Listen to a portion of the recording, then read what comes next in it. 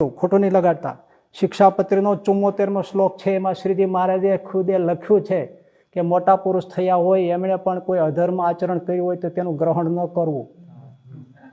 એને ખોટું કર્યું હોય તો ગ્રહણ ન કરવું. આપણે ખોટું શીખવાડ્યું હોય તો મહારાજ ના પાડે છે.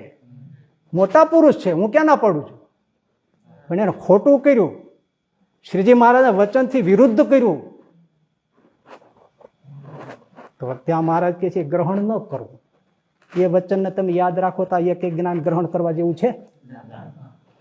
કોઈ વચનમાં મળે છે? જે મહારાજ અમથો ત્યાં 74 શ્લોક શિક્ષાપત્રીમાં લખ્યો છે એને આચરણ માનીને કાઢી નાખે. પણ ખોટું આચરણ, અધર્મ આચરણ લ્યો, એમાં કાંઈ પણ ખોટું કરે, ખોટું શીખવાડે, ઊભું રીતે મહાપુરુષ છે પણ શ્રીજી મહારાજ કહે છે એ નથી, હું નહીં માનું. એ સાહેબ આપણી નિષ્ઠા એવી હોવી જોઈએ કે હથેળીમાં બ્રહ્માંડો દેખાડે તો સ્વામિનારાયણ કહે છે એમ છે તો પગે લાગીને માન્ય. આ નિષ્ઠા નહીં હોય તો ફગી જવાનું. આવું તો કેટલું નવું આવવાનું હજી તો યાદ રાખજો.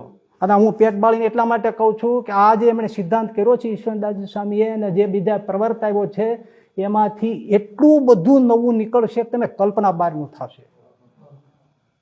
કારણ કે હવે આખી ધરી ચૂકી ગયા છે. એ પેઢીઓ જોશે.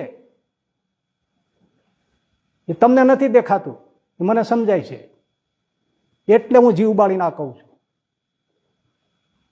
આ જ્ઞાનમાંથી આ થશે.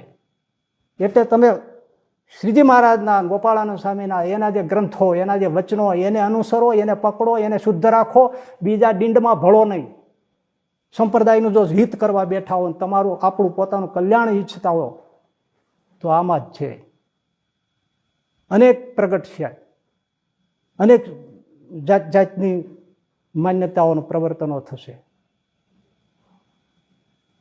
કલ્પના બહારનું થશે. કારણ કે ઈશ્વરચંદાજી આખી ધરી ચૂકાવી દીધી.